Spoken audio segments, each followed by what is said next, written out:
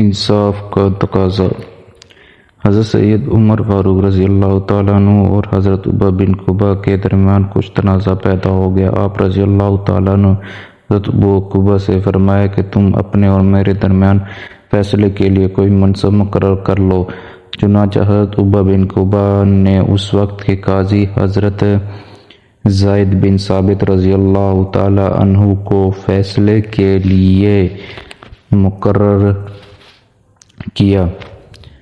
جب دونوں حضرات حضرت زید بن ثابت رضی اللہ عنہ کے گھر پہنچے تو حضرت زید بن ثابت رضی اللہ تعالیٰ عنہ نے آپ رضی اللہ تعالیٰ عنہ کو دیکھ کر اپنی جگہ چھوڑ دی اور ان سے بیٹھنے کی درخواست کی۔ حضرت سید عمر فاروق رضی اللہ تعالیٰ عنہ نے حضرت زید بن ثابت رضی اللہ تعالیٰ عنہ سے فرمایا کہ میں یہاں اس وقت اپنے اور عبیہ بن قبہ کے فیصلے کے لیے آیا ہوں، اس لیے اس جگہ نہیں بیٹھ سکتا۔ چنانچہ حضرت زید بن ثابت نے آپ دونوں حضرات کے مابین فیصلہ فرمایا کہ حضرت زید بن رضی اللہ تعالیٰ عنہ سے فرماتے ہیں کہ حضرت سید عمر فاروق نے مسجد نبی سے ہم کی توسیع کی ہے، تو مسجد نبی سے ان کے گرد مکانات خرید کر انہیں مسجد نبی میں شامل کرنے کا ارادہ کیا۔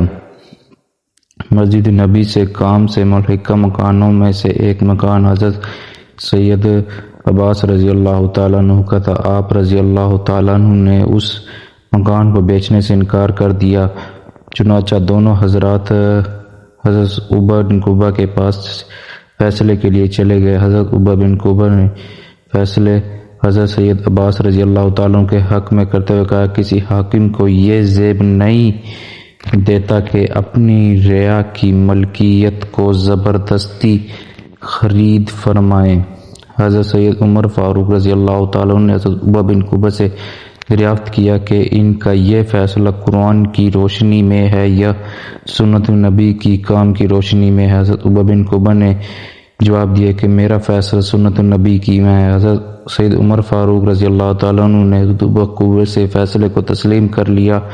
حضرت سید عباس رضی اللہ تعالیٰ عنہ نے فیصلے کے بعد اپنا مکان فی سبیل اللہ حضرت سید عمر فاروق رضی اللہ تعالیٰ عنہ کو دے دیا تاکہ مسجد نبی سے ہم کی توسیع فرما سکے۔